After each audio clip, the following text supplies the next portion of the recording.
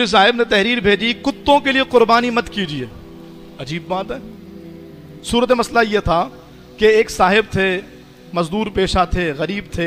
कुर्बानी का दिन आया, छोटी बेटी ने कहा बाबा आज हमारे यहाँ गोश्त आएगा ना, आज हम भी तो गोश्त खाएं। पूरा साल जिनके यहाँ गोश्त की एक बोटी नहीं आती और जो पूरा साल गोश्त खाते रहते हैं वो कुर्बानी के दिनों में भी स्टॉक कर रहे होते हैं। बाबा आज हमारे यहाँ गोश्त तो आएगा ना। बाप ने कहा हाँ बिल्कुल आएगा बेटी। लेकिन वक्त गुजरता गया, दोपहर और फिर शाम हो गई, गोश्त नहीं आया। बीवी ने कहा मैंने तो मसाला भी तैयार कर लिया, गोश्त कहीं से नहीं आया। मोहल्ले में हर जगह कुर्बानी हुई है। अल्लाह अकबर। तो बादल नखास्ता शौहर उठता है और बीवी के कहने पे बेटी का चेहरा देख करके अपने पड़ोस में डॉक्टर साहब के घर जाता है। डॉक्टर साहब वो कुर्बानी की थी, गोश्त नहीं आया। डॉक्टर साहब ने ऐसा मुंह बनाया जैसा लगता है इसने गोश्त नहीं मांगा है, जान मांग ली। और धड़ाम करके गेट बंद किया है और कहता है जाओ गोश्त खत्म हो गया, क्या तुम लोगों के लिए कुर्बानी करते हैं। और यूं कह करके दरवाजा बंद कर दिया। वो गरीब अपना मुंह ले करके वापस हुआ, लेकिन बेटी का चेहरा याद आया तो फिर दूसरे दरवाजे पर गया। जो हाजी साहब थे, हज करके आए थे, बड़ा नेक आदमी थे, नमाज नहीं छोड़ते थे। लेकिन हाजी साहब के घर पे दस्तक दी, कहा हाजी साहब वो गोश्त होगा, सुबह से कहीं से भी गोश्त नहीं आया। तो उन साहब ने ऐसा मुंह बना के देखा जैसे लगता है गोश्त नहीं कर्ज मांग रहा है। बहरहाल वो गए और जाकर एक शॉपर ला के दिया, जल्दी से पकड़ा और गेट बंद कर दिया। घर आकर जब शॉपर खोला है तो उसमें चर्बियां थी और हड्डियां थी, गोश्त नहीं था। अब बाप के सब्र का पैमाना लबरेज हो गया। ये वो समझ सकेगा जिसने कभी ऐसा वक्त देखा हो जब घर में गोश्त ना हो, जब घर में खाने को ना हो। सब्र का पैमाना लबरेज हो गया। ज़ारो कतार रोने लगा, दोनों बेटियां रोने लगी, बीवी भी रोने लगी। या अल्लाह कैसी सफाकियत है कि पूरे मोहल्ले में बड़े बड़े जानवर कुर्बान हुए हैं, गोश्त की एक बोटी भी गरीबों के लिए नहीं।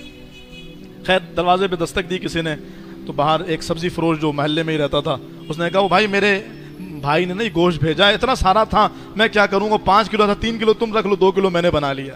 तो 3 किलो गोश्त दिया, इन लोगों ने गोश्त बनाया, खाया वाया, अल्लाह का शुक्र अदा किया।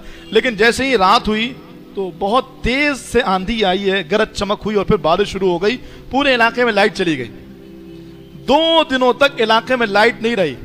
तीसरे दिन वो बाप अपनी बेटी को लेकर के जब बाहर किसी काम से जा रहा था, वो हाजी साहब और वो डॉक्टर साहब बोरे के बोरे भर के गोश्त कुत्तों के आगे डाल रहे थे।